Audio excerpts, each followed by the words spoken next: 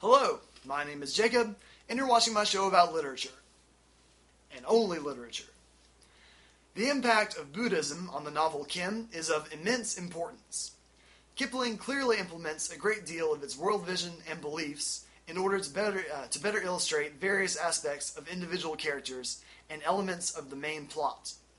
The most prominent Buddhist ideal featured in Kim, however, is undoubtedly the understanding of reality and illusion.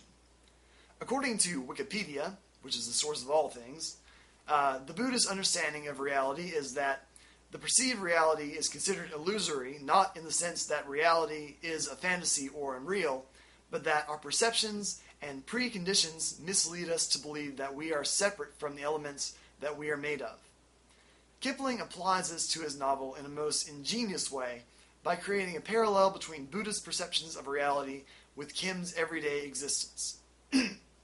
If anyone understands the division between reality and illusion, it is most certainly the friend of all the world.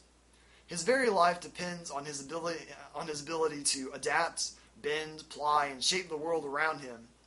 He finds it easier to slip into Hindu or Mohammedan garb when engaged on certain business than to wear European clothes. In fact, he is so accustomed to melding into different disguises that his skill is a second nature.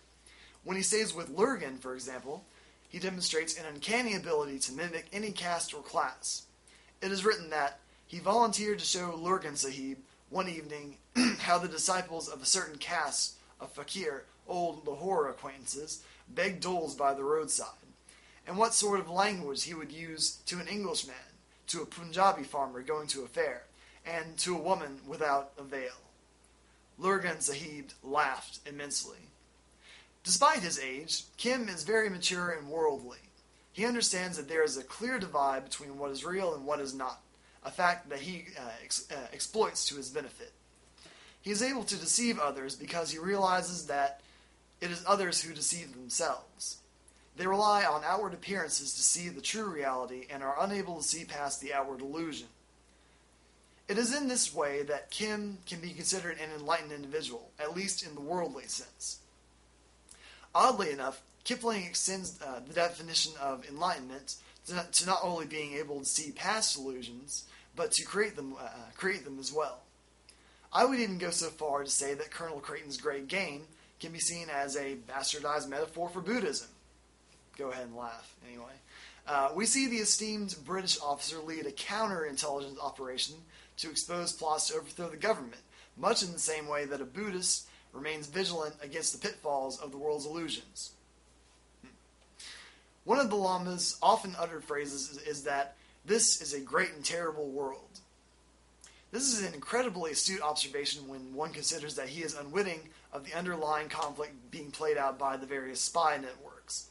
The parallels are simply extraordinary, or at least that's the way I see it. Thanks for watching my video. If you like what you see, don't forget to like and subscribe. And if you have any comments about Kipling's treatment of Buddhism, please leave a comment below. Stay tuned in the next episode as we examine the character of the Lama in the next episode. Peace!